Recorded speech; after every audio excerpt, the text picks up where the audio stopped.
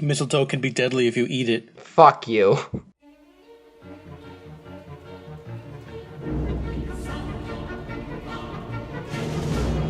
I've been down here too long. It's time for me to ascend. From the sewers of Gotham, a new villain emerges.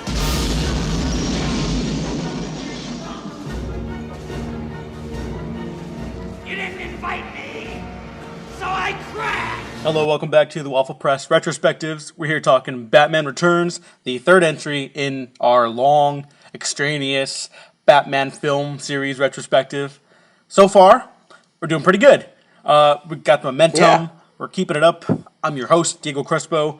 Also here to host with me is Matt Ringo. Yep. That's me. I'm the other one. Matt, we talk about a lot of movies on here, and many of the franchises run out of steam very quickly. Yes. And so far, we're just skating along, much like Batman's own, or Mr. Freeze's own little henchman in the Batman film series. I'm very grateful that this franchise, no matter what is going to go down, we're not really ever going to run out of steam of things to talk about. And for this film, we have a lot to talk about. Not as beloved by critics or fans as Tim Burton's original Batman. Or financially. Ouch. Yeah, it wasn't. It was a big step down from Batman. Which is, I mean, that's pretty much the only reason why there's a huge shift between this film and the next. Tim Burton's Batman Returns, again starring Michael Keaton, now also starring Michelle Pfeiffer as Catwoman, Danny DeVito as the Penguin, and in a surprising turn, a very special appearance by one of my favorite actors, comedic and dramatic. Pat Hinkle. No, this guy. I only wish I could hand out more than just expensive baubles. I wish I could hand out world peace and unconditional love, wrapped in a big bow. Expensive baubles. And it's oddly enough a very subdued walk-in in this film. Yeah, but everything else about the movie is not that. Well, if you ever see Walken reading, he does a bit on a British talk show where he just reads The Three Little Pigs. And if you just watch him do that, you see why he can just make anything a lot bigger than it might be. As Max, he's Max Schreck in this film. Yeah. An original character. Clearly an inspiration from the original Yep. black and white Nosferatu, another one of my favorite movies. Oh, by the way, Batman Returns is also one of my favorite movies. Oh yeah, it's a great film. It's so fucking good. I don't know. This is a film that society trains you to hate, and they're all wrong. They are extremely, horrendously wrong. I will say, I do understand why some people don't like this movie. No, there are definitely valid criticisms. I do not agree with a lot of points that are thrown around, and I don't think a lot of points are very helpful. But I do understand why someone might walk away from this going, no. And this is something I just came up with off the top of my head. For these kinds of movies, the Batman movies in particular, let's chair the comic inaccuracy criticisms at this point, unless it's really important to the film that we're discussing. I'll try my best, yeah, because, but I don't have many points to make in that regard. Because I think there's really only one film that kind of draws from audience knowledge and then tries to invert it in weird ways, and maybe it doesn't work.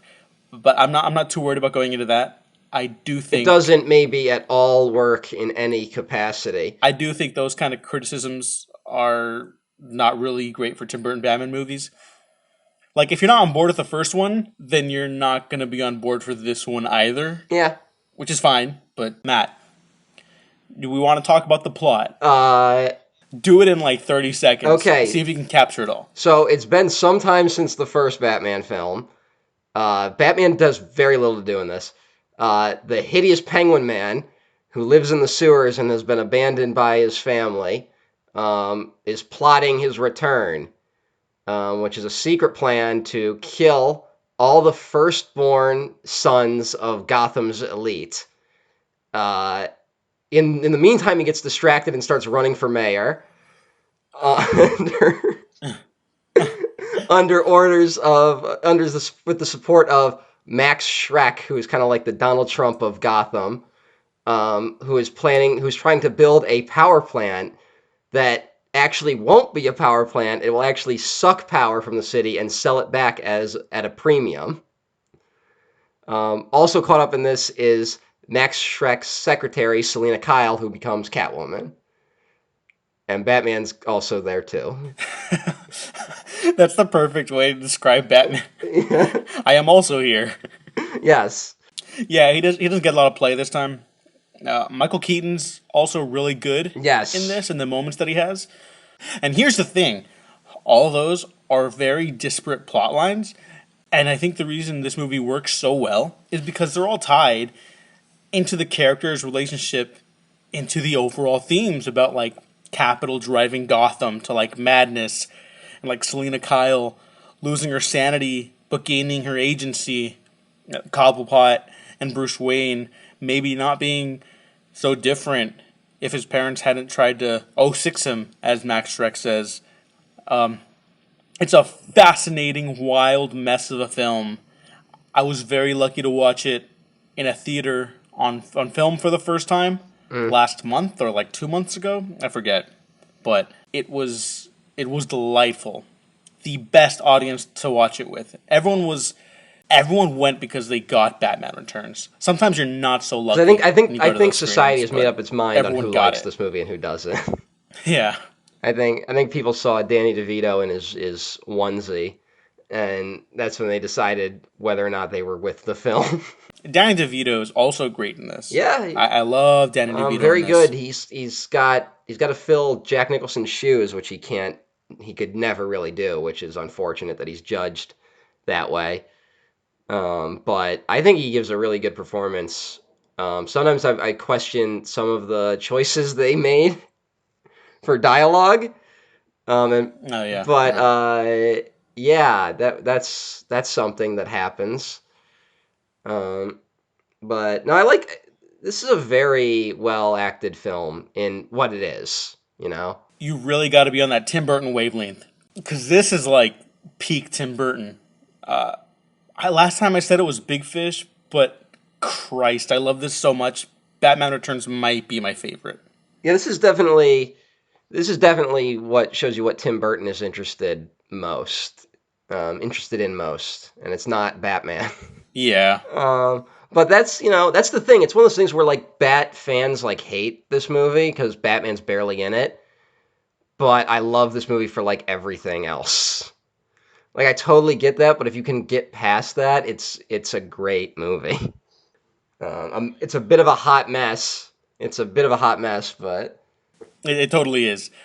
I refer to Halloween 2 as the BVS of that franchise. Mm-hmm. Is it fair to say that Batman Returns is like the Halloween 3 of the Batman franchise? Maybe that's too big of a gap. Too big of a jump, but close. Right. It's closer to 3 than 2. Yeah. Although this does repeat a lot of scenes from Batman. Yeah. It's cresting a little towards something. It's got more going on in the third act than Batman did. I think it builds to something. I don't know if it doesn't naturally. No. God, no. It builds to something, and I found it rather, let me get my dictionary out here, poignant of a conclusion for all these characters, of these really fucked up Gotham societies. It really depresses me that this was the last one that this crew all did together. Like, I would have liked to have seen a third one with this group, just to see where they would have taken it. Yeah, just one more version. Let them get wild with it. And this one's still the most profitable movie of 1992, though. Damn, I don't get it. And given how fucking bizarre it is, and what it has to say about their social economic anxieties, turning them all to madness. Mm-hmm. It's fucking crazy that this was the movie of the year for the general population.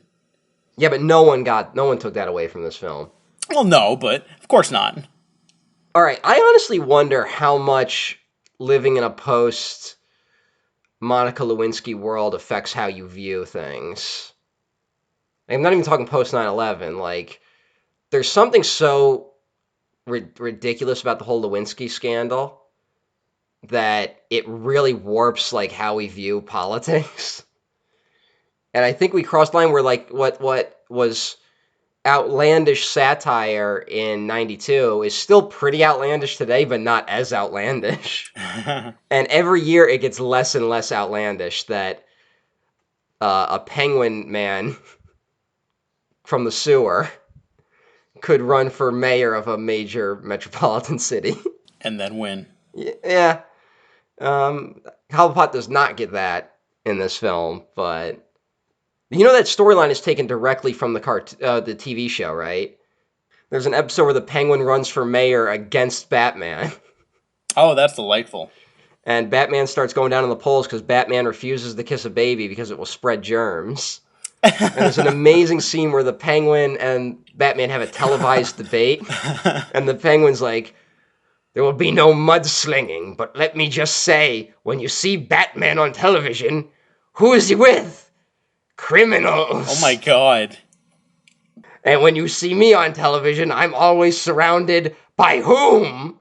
By the police. It's outstanding. So, yeah, vote Cobblepot. Oh boy. I should talk about that this was not the original storyline that they wanted to go for with this film.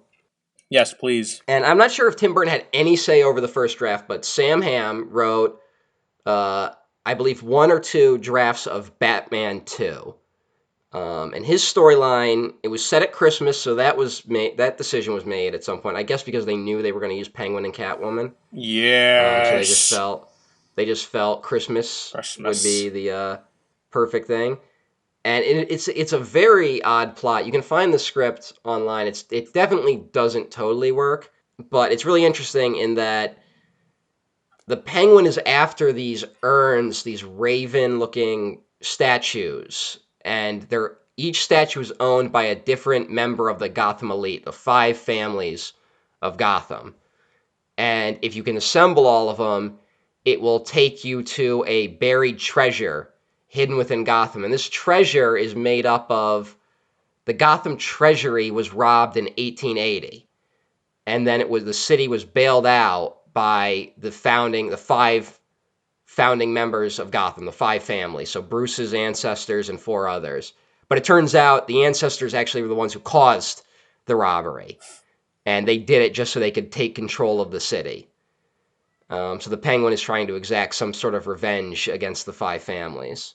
And Bruce has to learn that his father, when he found out that... So, like, this secret is passed from generation to generation, right? Right. Bruce wasn't told because his father was killed. And his father was killed because he was going to tell. That's why Jack Napier shot him. They were going to tie it directly into Jack Napier. Okay. And his father was killed, which, that's what's odd about that is that's almost exactly what happens in Batman Begins. And Catwoman is teamed up with the Penguin, and Catwoman is murdering the people protecting the statue, so murdering the heads of the 5 families, and making it look like Batman did it. I don't know why exactly. I don't remember why they wanted to frame Batman, but it was something. There's also an Order of the Bat in it, which is that the citizens of Gotham are like trying to like start their own vigilante groups. And going to the streets, they're chanting like "Take back the streets," and which is also similar to the Bat goons that show up in The Dark Knight. Robin is in it. I think, but Robin doesn't show up until like the very end, and it's not the best setup for Robin showing up in it. He's a homeless kid because there's a big homeless problem in Gotham. Like, that's a big thing. And that one of the 5 families is trying to privatize Gotham Park where the homeless are living. So there's a lot of scenes where, like, the homeless are getting mistreated. And Bruce Wayne's like, oh, I'm rich. What do I do? Jesus. Yeah, there's a lot of stuff in it. It's interesting. It's an interesting script. And Vicky Vale would have come back in it. Oh, okay. And there would have been a love triangle between Vicky Vale, Catwoman, and Batman. One of like the underlying, I guess, arcs is that it opens with Bruce can't decide what Christmas gift to get Vicky Vale. And at the end of the film, he gets her a wedding ring. Oh, how lovely. Oh, I forgot two things that happen in it that are pretty cool. Yeah, I forgot two things. Well, one is that the penguin in it, he's kind of he doesn't really have a total penguin theme in it. Like there aren't like penguins with him. Aww. He's more like the Birdman of Alcatraz. We meet him in prison and he's being released. But he has sonic devices that make birds attack people. So he's constantly killing people by having birds attack them. And at the end, Batman reverses it, and it sends bats after the penguin, and the penguin falls to his death, which oddly enough carries over kind of into Batman Returns. Also, the treasure that they're all looking for is actually in the Batcave. It's actually beneath the Batcave, so the climax is there. Oh, okay, that's kind of neat. Yeah, hey. All that that old money tying directly to like the Wayne legacy and stuff. There's something there. I'd like to see another version of that. There's something about, Batman maybe being like, because the truth about wealth is that you kind of are stealing it at some point. It doesn't go anywhere with it that's super interesting, but there's a lot of ideas there. Tim Burton did not particularly care for that. So that was not the film we got. It would have been a simpler film, but it just less interesting, Yeah. Batman had more to do in it. But again, it doesn't totally matter at the end of the day. Also, Harvey Bullock was going to be in it. Yeah. Who's a recurring character in the Batman animated series. Which did that premiere this? That premiered the year this film came out, I believe. Either the year of or like after. It was at least in development because the animated series takes cues for their penguin design from this. The penguin has the flippered hands and all that, which I don't believe was from the comics. I don't believe the comics did that at the time anyway. The Inevitable script we get was first written by Daniel Waters, who you may know from Heathers. He wrote Heathers. Woo! Who wrote around 5 drafts of Batman Returns. And he's the one, he comes up with the basic stuff of the Penguin running for mayor, but the Penguin is not there to kill the firstborn sons of Gotham. That is not in the original script. At first, he's just trying to kill rich snobs. Like, he's just after him. He's like, fuck you, you're phonies. Nah, but they didn't want to make him the hero. No, but he's going to kill Max Schreck, and Max Schreck talks him into running for mayor. Max Schreck has his same plot of trying to build his power plant. I believe it's just a chemical plant. It's got some other purpose in the original script. And so he's like, Cobblepot, you're going to run for mayor. And it's literally like the mayor plot just gets started way earlier. Like the scene where the Penguin emerges and rescues the baby, him running for mayor starts before that scene. Wow. So it's a much longer sequence. And it becomes that the current mayor of Gotham, has aligned himself with Batman. So we got to bring Batman down and show that he's a phony so we can give the Penguin something to run on. And but really, it turns also the mayor in this script is like a real buffoon. He's just a suck up to whoever, and is very ineffectual, and immediately caves to Max Schreck. Basically, what ends up happening is it turns out Max Schreck had no intention of actually running the Penguin. He was just using the threat of him running to bully the mayor into caving. And so instead of the campaign rally where things go wrong in the final film, the Penguin finds out he's been used, and that's what gets him to go into the final act where he's like, I'm going to send penguins with missiles on their backs to blow up the city. So fucking ridiculous. And Catwoman is there. Aww. She has the same basic thing of being I believe she's a secretary again and gets thrown out a window. And in one version, she actually sees Batman driving by after she's fallen out the window, and she reaches out for him, but he doesn't notice her, and then she quote-unquote dies and then gets resurrected, so that kind of motivates her. Daniel Waters' script is really fucking wordy. Everyone's got a monologue every 3 pages. Jesus. They're always talking about exactly what they're doing and what they're feeling. It's worth a read. Yeah, I'm glad they cut shit down. Somewhere out there, Aaron Sorkin just got a massive erection. Oh god, a Sorkin Batman might be a fucking nightmare. Unless it's directed by David Fincher. That's the only way that Sorkin, I think, can work for me again. Nah, because he would end it with Catwoman having to reconcile with her father or some bullshit. So yeah, Dan Lewis wrote out around 5 drafts, and then Burton brought in Wesley Strick, who I believe wrote Arachnophobia and Cape Fear, to do an uncredited rewrite, and he did like 2 revisions on it. And he's the one who comes up with the idea of the Penguin killing the firstborn sons of Gotham. But he kept the mayor plot, so I don't know what that was all about. I still think it works for the movie, but it is a lot. I'm just saying the problem is I read an interview with him where he said the problem was in all the versions of the script based on all of Daniel Waters' script, the Penguin never really wanted anything, so they kind of just gave him something. It's just odd. It gives this weird, odd weight to the film, but it adds a lot of funness to it. Yeah. And uneasiness. Oh yeah, There's a lot of really skeevy shit going on in there. which I think might be from Daniel Waters. I think a lot of that is left over from his script. I think they actually cut down on a lot. Ah, thank God.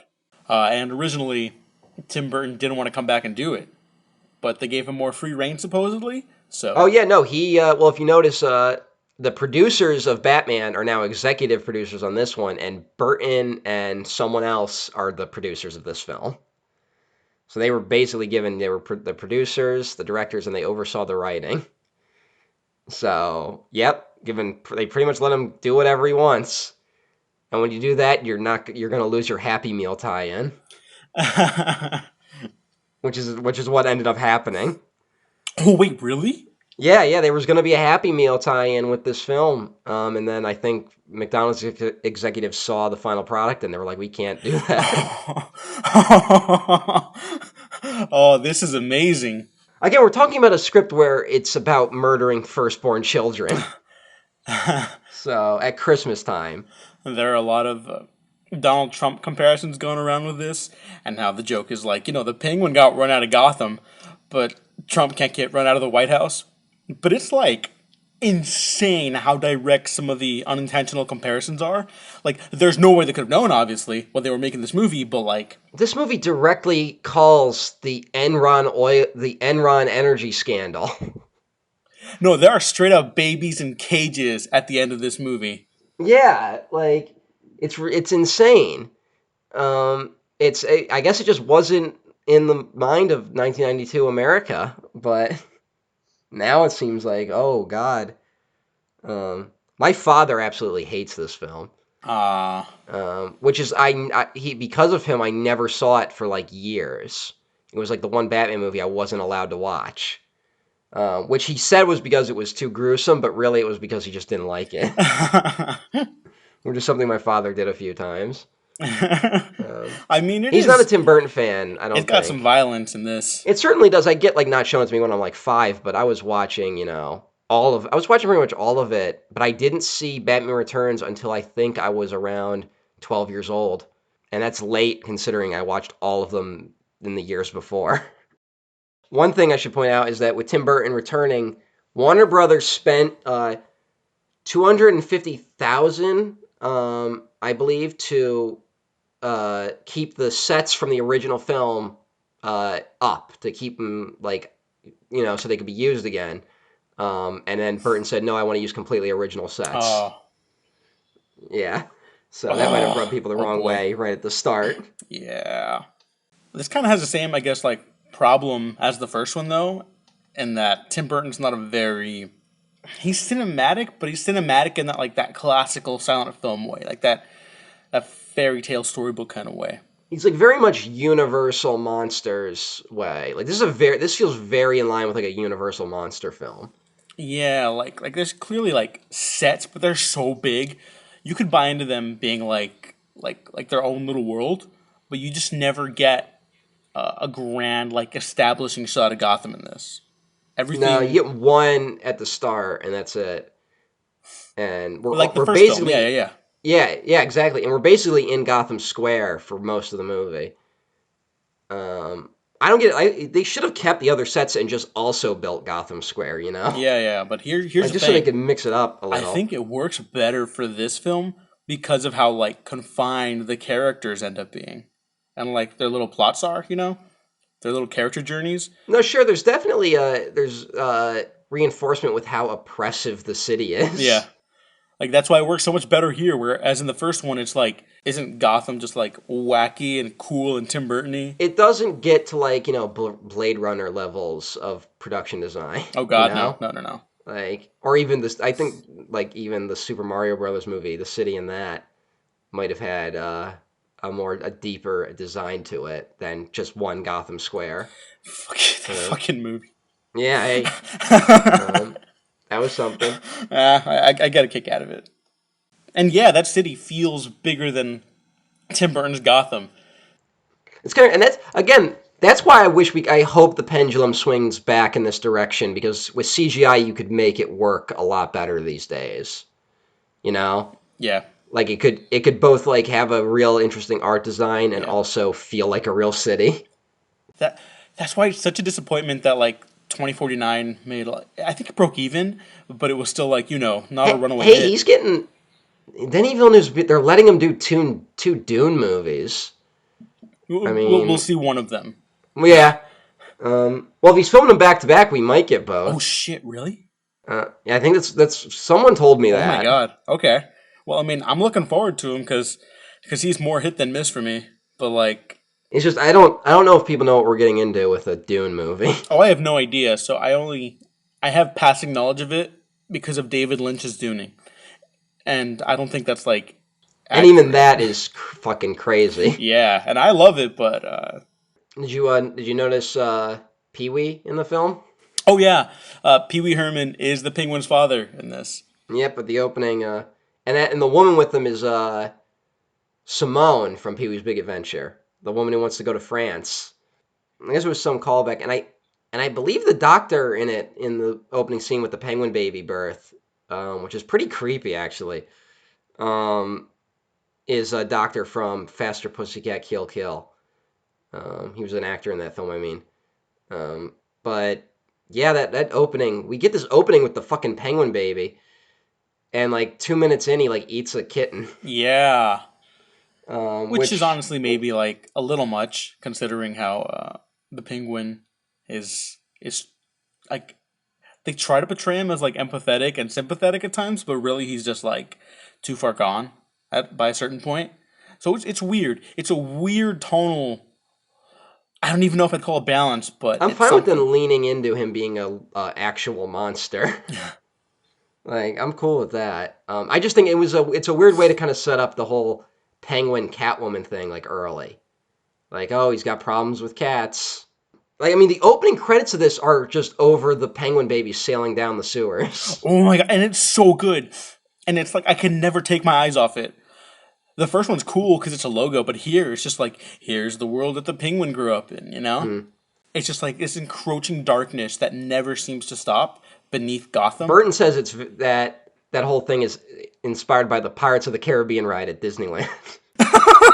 And you know what? It does feel like it. But it's another thing, like the first film where they had to kind of reboot the tone from the TV series. This seems to be like a reboot of the tone again, but for the second film. It's just, but this is when you start getting into the weird, like, where they clearly had multiple ideas they were trying to wrestle with at once, and they could never make them come together. Where the penguin is both, he lives in the sewers and was raised by penguins, but he's also a member of a circus freak show. And the circus seems like a leftover element from whenever they were trying to get Robin into the film. But Robin only pops up in the Sam Hamm script, which is not this story at all, and in the Daniel Waters script I read, where he is not connected to the Red Triangle Circus Gang. Jesus. So, like, he's just he's just an auto mechanic, and he helps Batman with the Batmobile in the Daniel Waters script. And I honestly think this movie would work. I think it would work perfectly if Robin was in this story. It sounds weird to be like this movie that already has like 6 characters. Like, throw in another one, but I do think that would help if Robin was in here. A little kid Robin, not like, 35-year-old Robin. Okay, so, the Circus Gang, when Bruce is starting to do his investigation on the Penguin, like, that's It's brought up early on and then it's kind of like brushed aside. He never takes a lot of effort into connecting Penguin to the Red Triangle Circus Gang. And then later, after the car fuck up thing, there's a very pointed discussion between Alfred and Bruce about, like, well, you can't take the Bat car anywhere because, secrecy or whatever Alfred says. And then he makes a riff on, like, the only mention of Vicky Vale in the movie, where, like, he mentions Alfred letting her into the Batcave. Yeah, like who let Vicky Vale into the Batcave? Yeah. Which Burton says in the commentary, that line is only there to address fan complaints from the first film. So that was a problem even then, people. Yeah.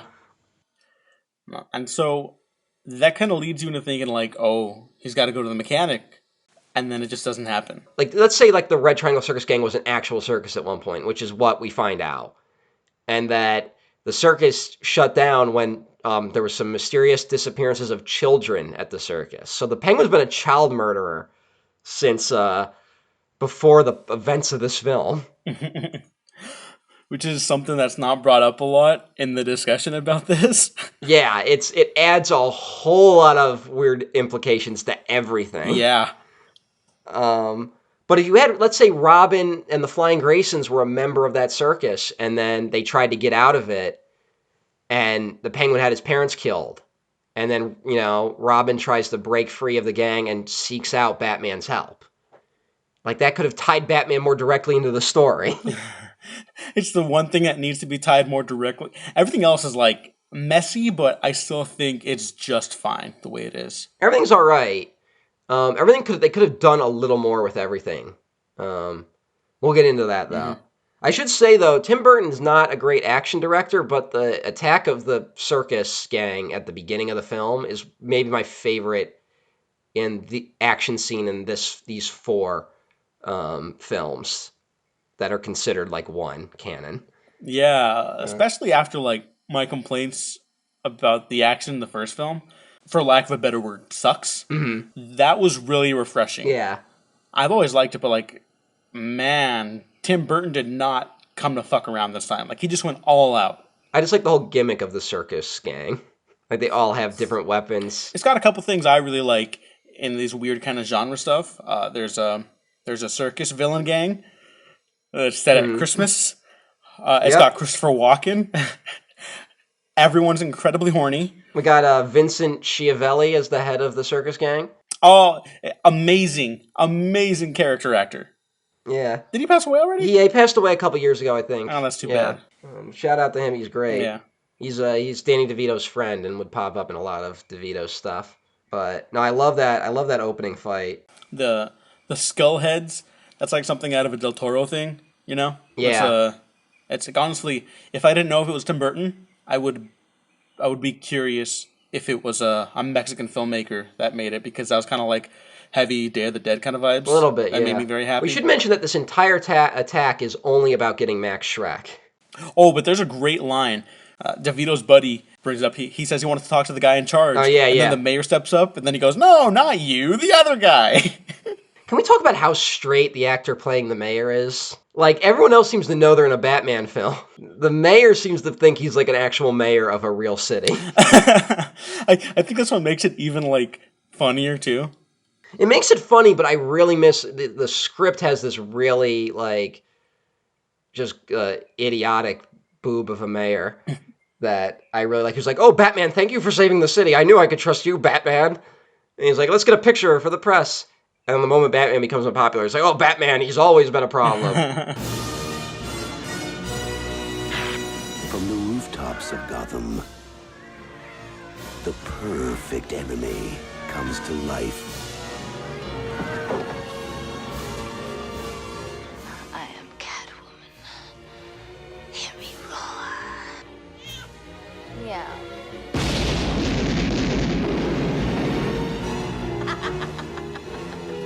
And the only one who can save this city is a creature of the night. We meet the Penguin in the sewers. I like his introductory line. I believe the word you're looking for is, ah! I've heard people complain about that scene, but I really like it. I've never heard complaints about that, but it doesn't shock me. Because, like, everything in this movie, it's pretty wacky. It's dark It's so wacky. and fucked up, but also wacky. Like, it's so many things at once. And this movie could be a total, complete fucking disaster. Mm-hmm. Like, this could be the worst Batman movie. If Tim Burton at the top of this game wasn't like, Tim Burton at the top of this game. So. But of course, the Penguin, he is going to blackmail Max Schreck into helping, ostensibly to help the Penguin return to society. He's been living in the sewer too long, and he wants to return and find out who his parents are. And it's actually pretty, like, emotional when he's talking about, like, how he's felt over the past few years. That's my thing. I think my dad walked away from this movie really feeling bad for the Penguin. And, like, that bummed him out, so he hated the movie. Although there's definitely an element of him playing up, like, for the sympathies of the Gotham press, like, you can also tell there's a realness behind it. Tim Burton talks about how the audience never really knows when he's lying and when he's telling the truth, and that adds, like, a whole nother layer to him.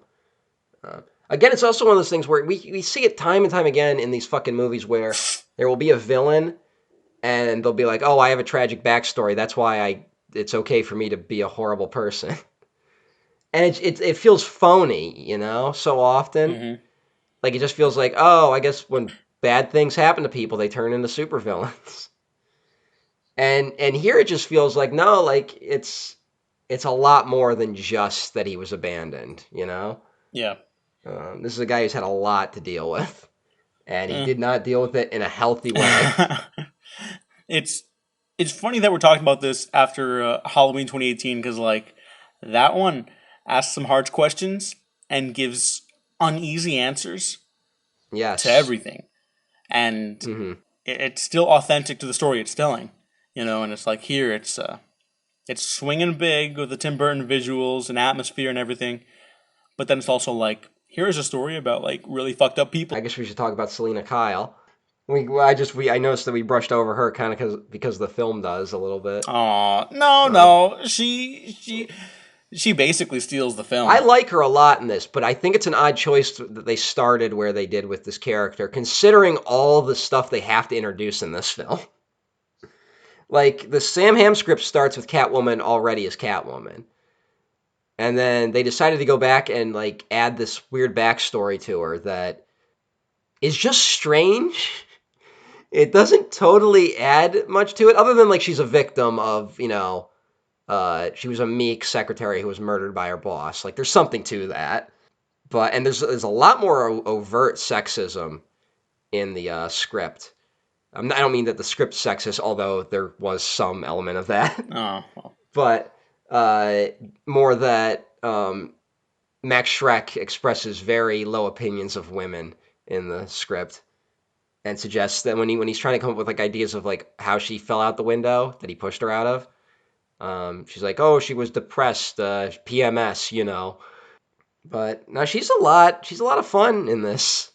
I actually think I actually have the opposite opinion of the opening. Given the story that they're telling about Gotham's capital via Max Schreck, specifically in this movie, is, like, destroying their lives and, like, turning them into these things, You could have done it without showing it, is all I'm saying.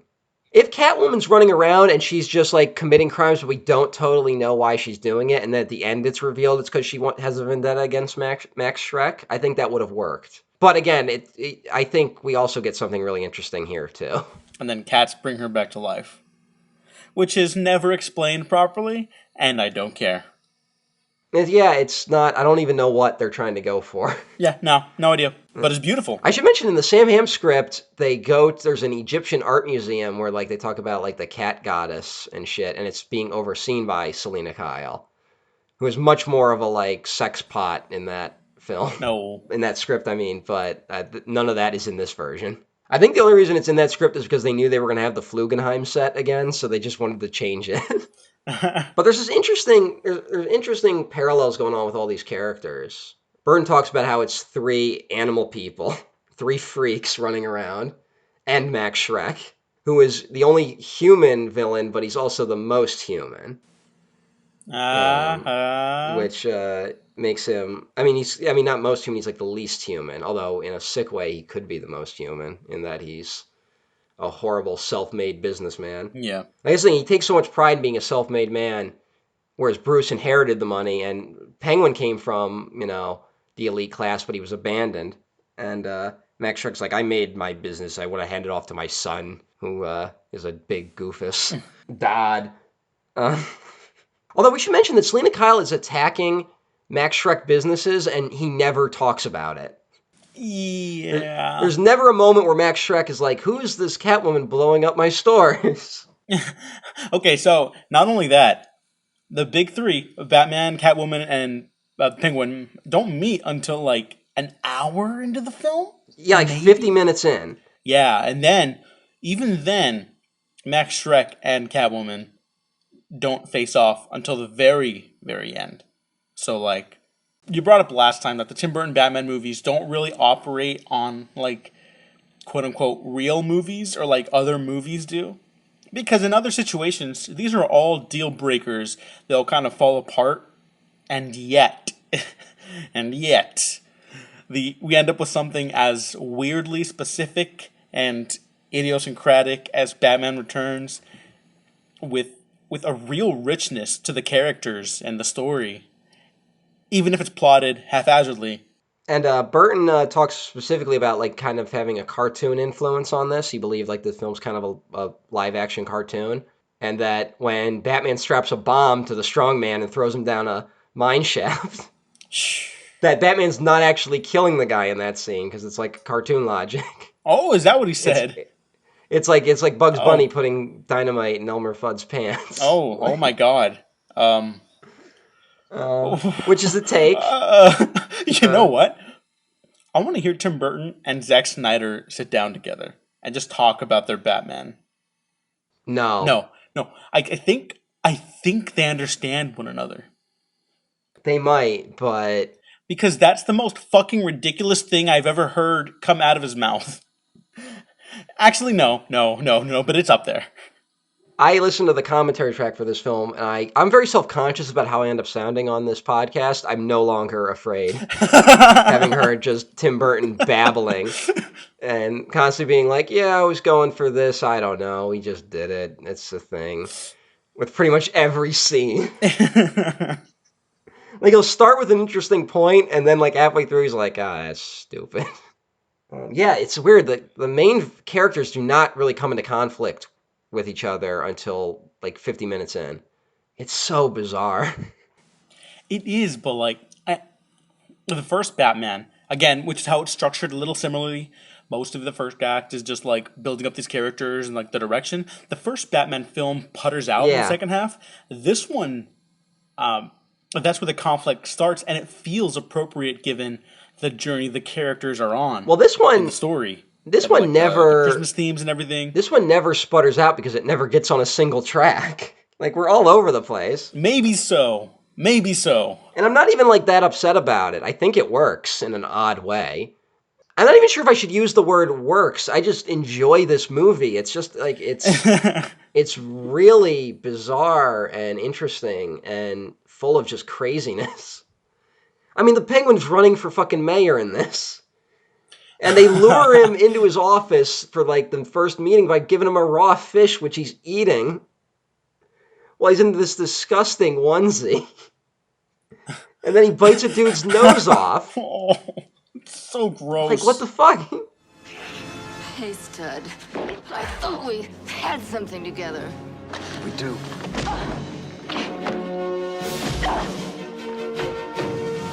While she craves a romance she can sink her claws into, You're catnip to a girl like me. he plots a foul reign of destruction. My dear penguins, thanks to Batman, the time has come to punish all of Gotham!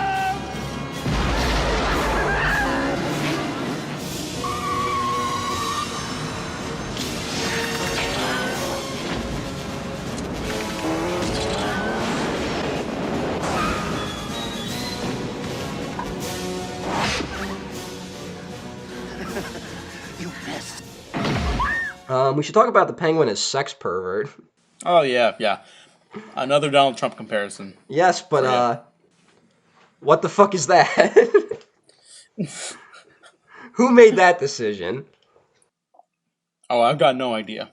I feel like at some point they went, because in the old Batman TV show, whenever the Penguin and the Catwoman got together, the Penguin would always kind of flirt with Catwoman, and they just decided to turn that up to 11. I mean, it's like the shit he says in this is fucking crazy. Like it's gross, just like, but it's just like that flew by. Like Yes. through studio executives, and they did not. There's a lot about stop it. Hollywood executives. Yeah, like, oh, that's fine. That's fine. Like imagine like Tim Burton and his writers were just like, we were joking. Like we thought you'd cut that for sure. Oh my god. And then they're like, no, put more of that in there. I should say, Burt in the commentary when he said a lot of people complained about the Penguin's vulgarness. He said, I just saw him as a guy who hadn't seen a lot of action. And then he also says he mentions the phrase political correctness, and that we were leaning into. He was like, we were being a little politically incorrect. He didn't say it with a lot of vulgar, like, it wasn't like, damn kids these days. He was just he kind of just threw it out there. It wasn't like as vicious as it might sound today. But Tim Burton has said a lot of stupid shit in recent years. Yeah. We should talk about the Penguin. The plot of replacing the mayor with the Penguin is exactly what happened with Arnold Schwarzenegger becoming governor of California. Enron was a company that was marking profits that didn't actually exist. So their stock value kept going up, but they actually weren't turning in any profit. And they had to keep propping it up somehow. So the way they figured out to do it was to cut off power. Enron was an energy company, so they'd cut off power going to the state of California, causing rolling blackouts across the city despite a surplus. And this would cause the value of energy to skyrocket within the state. And that was how they would earn their monthly earnings. Gray Davis, the then governor of California, was blamed for not handling it very well.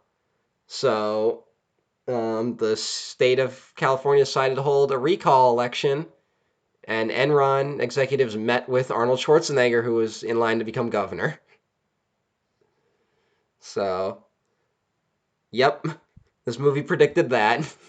That's so weird that the Terminator was my governor. It is. In my lifetime. It's not weird compared to what's going on now. Oh, no, that's small potatoes, but like at the time I was like, this is just the new normal. Yeah. Little did I fucking know. Yes, little. Hopefully we've broken that. Hopefully we're at the end of it. But I hope so. Like I'm so feel tired. Like, unfortunately, I feel like we might have to elect Kanye president before we're out of it. You know, it'd be fucking crazy if he legitimately got like the help he needed, because I do think he does have like serious issues that needs addressing and help with, and then he turns into like the greatest human being on the planet, and then he just like saves the world as president. That would be something. Yeah, that won't happen. You never know. You know what though? It might be better to have a person in there like him, who isn't like, I don't know, a fascist. Yeah, that's the thing. But you know, Kanye. You can't make heads or tails of the guy. Look, I trust anyone who put out an album as good as Life of Pablo. That's just my mark. We should mention that Catwoman defeats Batman with her sexuality, bringing back the Batman is defeated by women being women theme, and that women can't be trusted. I can't really fight you on that point, but I will say I don't think the movie is as critical. I don't think it's in favor of Batman. I should say, at least not as much as like the previous two films we talked about. I don't think this movie has deep opinions about Batman. I think that's why it's not interested enough in his story. Burton just says that which is a way you can take it, which is that the thing is that Batman is just jealous of his villains because they get to be who they are, and he's gotta be, he's gotta hide himself. That's actually kind of interesting. That's actually kind of an interesting point. Hang on. Hang Well, on. that line comes into the film later when you can't tell what's going on because it's like rushing at the very end of the film. But when the Penguin jumps on Batman, and he's like, "You're just jealous because I'm a genuine freak and you've got to wear a mask." Yeah, a lot of mask talk in these movies. A lot of mask Yeah. shit. That's a thing. I mean, in a lot of these fucking movies. The Nolan ones lean into the mask stuff pretty heavily too. Well, you should mention that. So the Penguin starts having the Red Triangle Circus Gang cause crime around the city to make it look like the mayor doesn't know what he's doing. Batman says he believes the Penguin's connected to the Red Triangle Circus Gang, but can't prove it, even though they all hang out together. So I don't know what the fuck Batman's doing for most of this movie off screen, but this then morphs into the Penguin and Catwoman both want to get rid of Batman. The Penguin has a plan to hack into the Batmobile. But Catwoman's like, no, you can't just kill him. We got to turn the city against him. And so you get the sense that the movie's going to go in this direction where the Penguin is going to turn the city of Gotham against Batman, and then he's going to run on a campaign of hunting Batman down. The only problem is once the city does turn on Batman, with the killing of the Ice Princess, which the way the Ice Princess is written says a lot about how Tim Burton maybe views certain women. So 1, 2, 3, the lights come on, and then I push the button. No, wait, I push the button, then the lights come on. Also, and then It's not the best. The Penguin turns on the Catwoman when she won't have sex with him. It's not very good. Given for this Penguin, at least, I guess it makes sense. It's a little vile, even for this character, for sure. But I think it fits.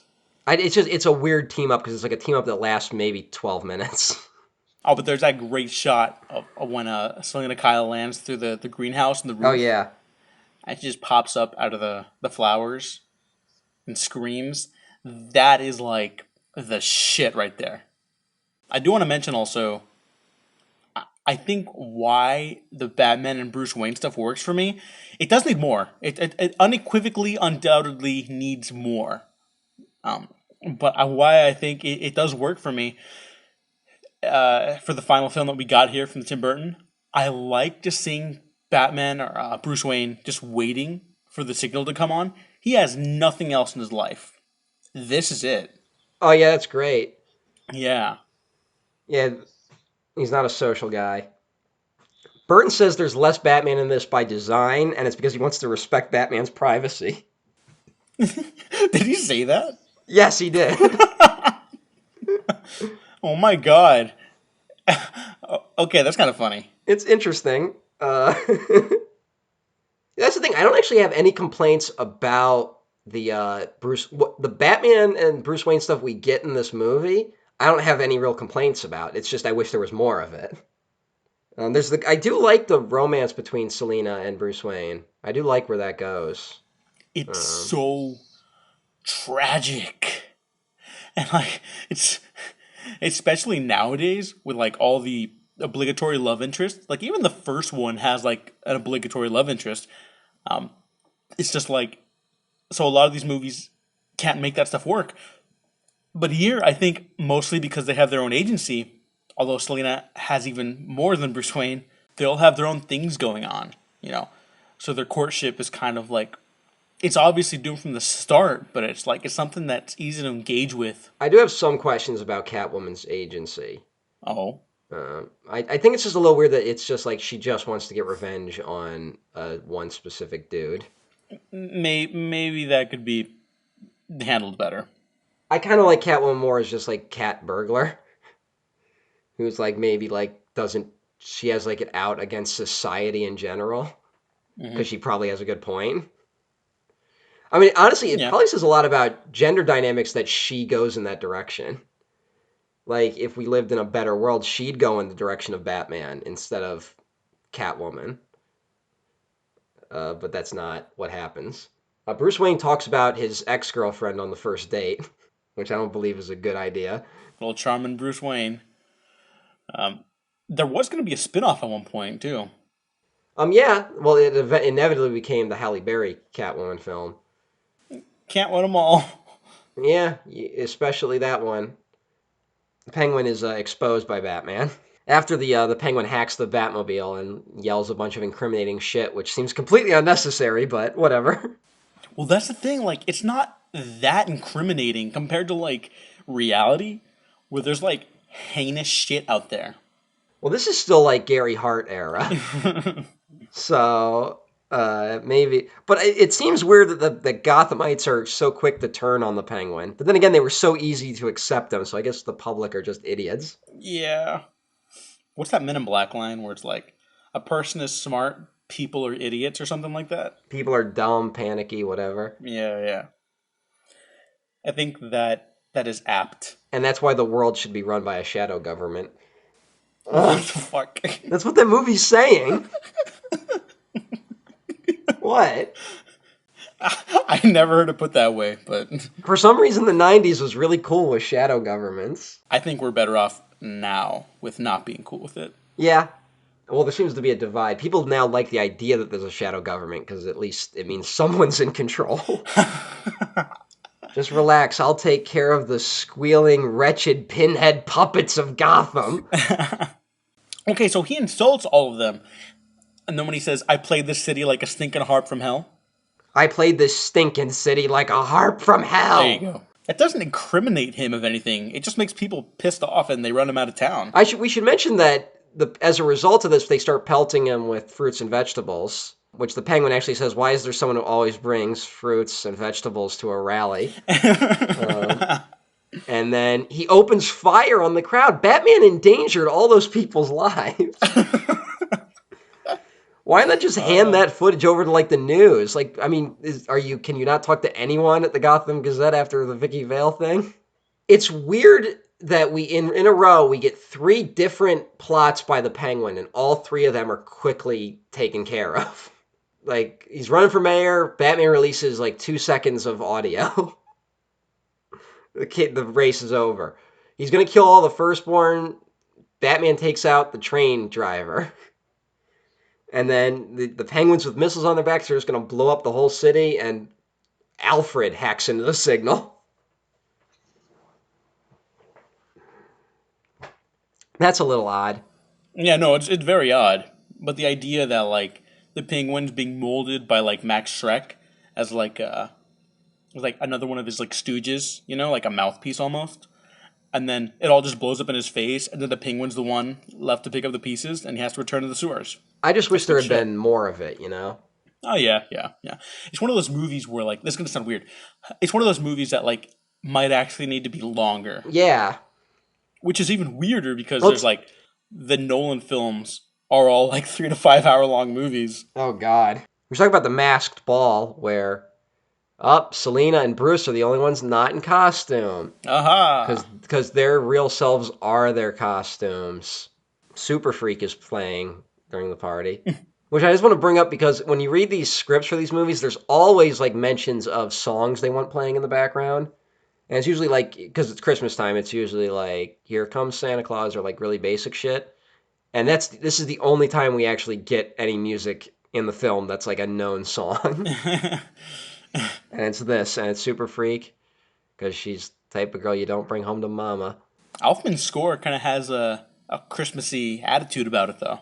Oh, no, Elfman's score is really good. Like the bells and chimes. Hints at, like, stuff that will come in Nightmare Before Christmas. There's a line in this where when Selina reveals to Bruce that she's going to kill Max Schreck, he's like, just who do you think you are? And she goes, I don't even know anymore. It's so perfect. Because this is, like, really operatic at times. And, like, it's big and wacky. And, like, so, like, that kind of line and performance is just right at home here. At least I think so. Fuck. It's fine. I don't know. Catwoman in this, for what she is, I like. But, I don't know. I just have a problem with, there's so many films where it's like they create an action character for a woman, and it's always predicated on she needs to get revenge against a specific man. that is like a sincerely legitimate problem with how women characters are treated in these kinds of movies, for sure. I just happen to think it works very well here. And it's also very odd that she matters so little to the actual villain, who doesn't seem to know she exists until the very end. Is that like, I'm not saying it's okay. Is that like the point though? You know? It might be, but we don't get anything. No, because he mentions Catwoman at some point. He's overseeing the Penguins campaign, and the campaign like mentions that Catwoman's a problem. It's okay that he doesn't realize it's Selina, but it's odd. What does Catwoman do between the party and ending up in the sewer? I think that's just where she ends up. Yeah, I don't know. Yeah, she ends at the party. She's with Bruce. Penguin crashes the party, kidnaps Max Schreck, who sacrifices himself for his son, which is something the actual Donald Trump wouldn't even do. Then Batman, because Bruce Wayne was there, he leaves and goes to rescue the children. And when we get to the very end, after all the shit's gone down, Catwoman shows up in the sewer to finish off Max Schreck. And she's all disheveled and fucked up, and they don't really explain how she ended up there. I think that was just because when the bombs are going off, like it's implied that she was making her way there or something. I guess, but they don't show it. Yeah. Yeah, that's weird. Again, it's that Tim Burton thing where it's like his editing is just like always horrendous. In one of the script, the Penguins do manage to fire some missiles at the city, and Batman has to contend with that. But that wasn't true. Instead, they shoot at his bat ski boat. Oh no, this is just the bat boat. The bat ski boat is Batman and Robin. There's a lot in this film. Yeah, I'm okay with them like cutting out some of that stuff because there's already so much happening. Oh god, it's just like it's so much, and we're barely scratching the surface. It's a lot, and yet it is not. You know, it might be too much, but I love so much of it. So yeah, that's the thing. I like what I'm being given. It's just you're kind of like, yet again, you're like, wait, what the fuck?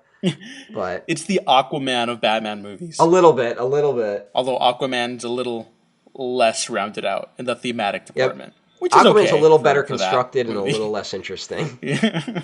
This one doesn't have Mary Poppins as a kaiju, so points off for Batman Returns. Yep.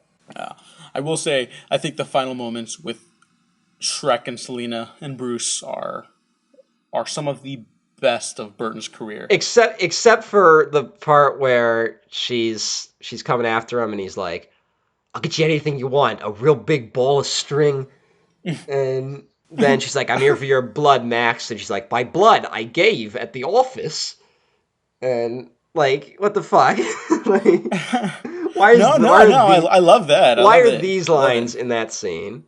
He shouldn't be like, I don't know, that was a little goofy. I do like when he's running up, when Batman comes in, and he's like, you haven't just saved the man, you've saved the city, and Batman just hits him, and he's like, shut up, you're going to jail. That's really good. Bruce Wayne, why you dressed up like Batman? Selina, you're fired. That's my favorite.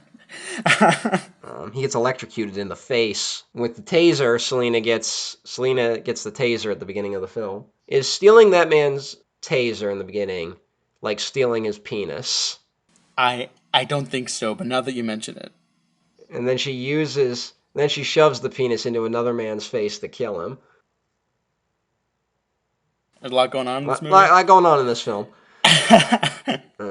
And the Penguin has like 2 deaths, so yeah, which generally would be like, why are we going back to this?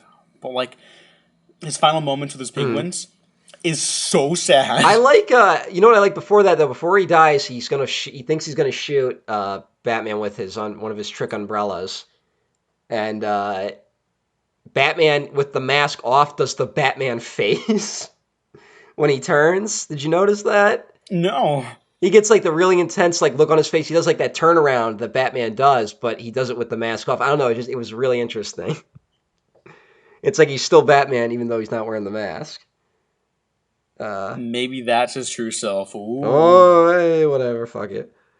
Yeah, because Catwoman gets him to rip his mask off. So he has to literally rip it off. He has to literally rip it off, which I don't know how he's able to do that if it can withstand bullets.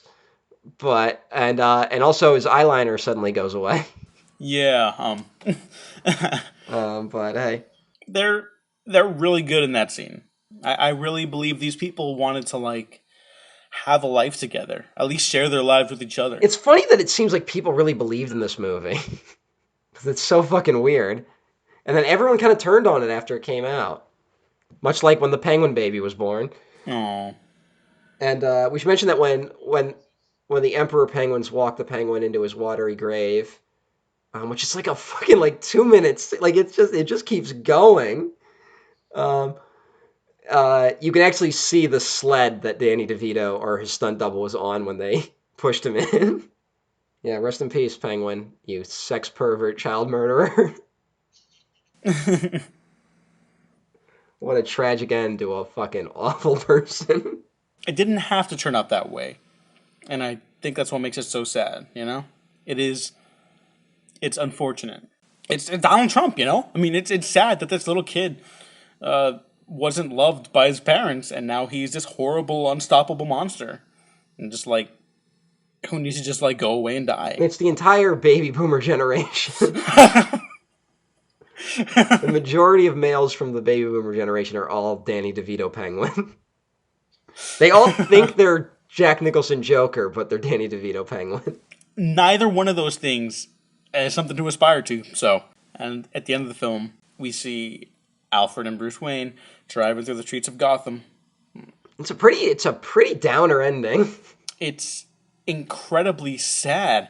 This whole movie reeks of sadness, like, at its core. It's like nothing of quality was gained by this experience. Everyone's just more miserable by the end and glad to have it over with.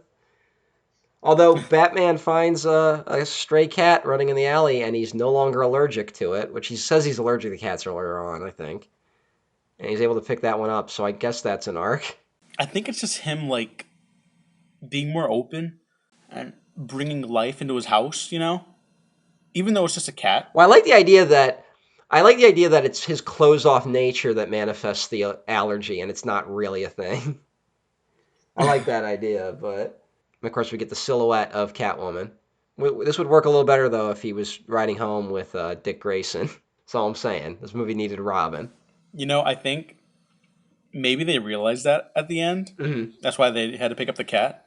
Yeah, we forgot Robin. The problem is they would have fucked it up because they would have gotten like a 20, 30-year-old Robin, and it needs to be a kid Robin. Robin needs to be a little kid. At least in one of these fucking movies, I'd want one of these days. It's actually, you know what? The one we're going to end with does finally have Kid Robin, kinda. That's Tim Burton Batman Returns, the last Batman movie Tim Burton ever did. One of his last great movies he ever did. Hey-yo! And then he went off to not make a Superman movie. Oh, yeah. That could have been interesting. I think it would have been like his Batman movies. Not a great Walk-in would have been Brainiac. Superman. Clark Kent, what are you doing dressed up as Superman? And like his Batman movies, it would have been something that's not really solid in the traditional foundations of, like, film language, but it would have been like its own thing in a Tim Burton language. And that could have been interesting. Mm-hmm. There's an interesting documentary on what the death of Superman lives, what happened by the late John Schnepp, who passed away last year. Rest in peace, John Schnepp. Yeah, and that's a pretty interesting insight into, like, the depth of production on that film. And so if you're interested in future Tim Burton DC related stuff, I'd check that out. I'd recommend it. Yeah. This is Tim Burton's Batman Returns. This is the last of Tim Burton's Batman movies, and I think the series will miss him, but I don't think he'll miss the series. He won't. Hey, what is Batman returning to?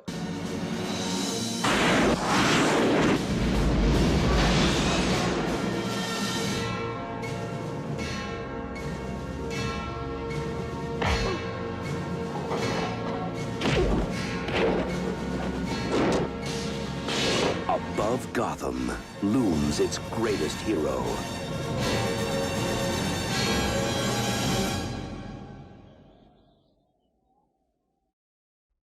Where can the people find you? I'm at EmperorOTN at Twitter.com. What's the sound? Is that a penguin?